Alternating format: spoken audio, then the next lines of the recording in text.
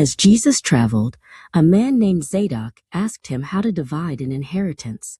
Jesus warned the crowd that life is not about having many things. He told them about a rich man who built huge barns to store all his grain, thinking he was finally safe and happy. But that very night, the man's life ended, and he couldn't take any of his riches with him. Jesus said it is better to be rich in God's eyes than to have a pile of gold. Jesus looked at a young girl named Adina and told everyone not to worry about what they would eat or wear. "Look at the ravens," he said. "They don't plant or harvest, yet God feeds them." He pointed to the wildflowers nearby. Even King Solomon in all his glory was not dressed as beautifully as these lilies. If God cares for the grass, how much more does he care for you?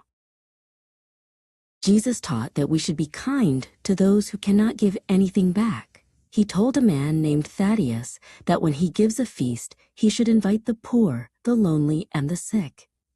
Jesus explained that God's kingdom is like a great banquet where everyone is invited, and the greatest joy comes from sharing what we have with others who are in need. To show how much God loves every person, Jesus told the story of a shepherd named Malachi. Malachi had 100 sheep, but when one went missing, he didn't stay with the 99.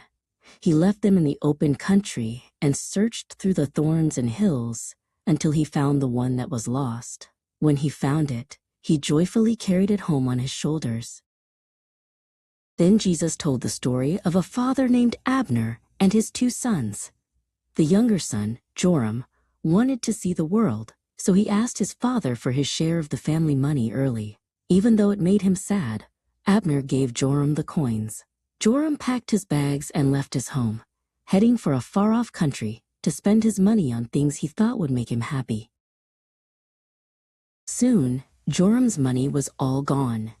A great hunger came over the land, and he had no food.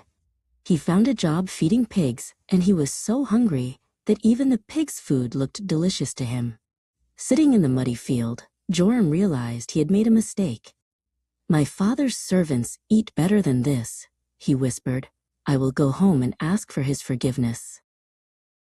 While Joram was still a long way off, Abner saw him coming, his heart filled with love, and he didn't wait. He ran as fast as he could to meet his son.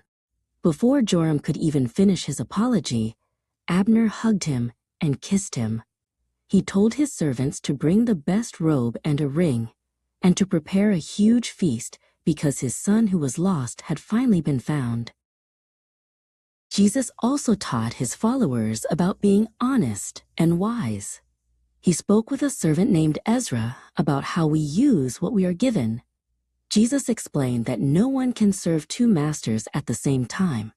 We cannot love both God and money above all else. He encouraged Ezra and the others to be faithful in small things so they could be trusted with big things. Jesus told a story about a poor man named Lazarus who sat by the gate of a very rich man. Lazarus was hungry and sick, but the rich man never shared his food or showed him kindness. When they both passed away, Lazarus was comforted in heaven, while the rich man realized too late that he had missed his chance to be kind. Jesus taught that our hearts should always be open to those in need. Jesus sat with his friend Peter and reminded him that God's love is the greatest treasure of all. He explained that everything he taught, being kind, trusting God like the lilies, and welcoming those who come home, is how we live in God's kingdom. Jesus smiled, showing that when we choose love and kindness, our hearts become full of the light that never fades.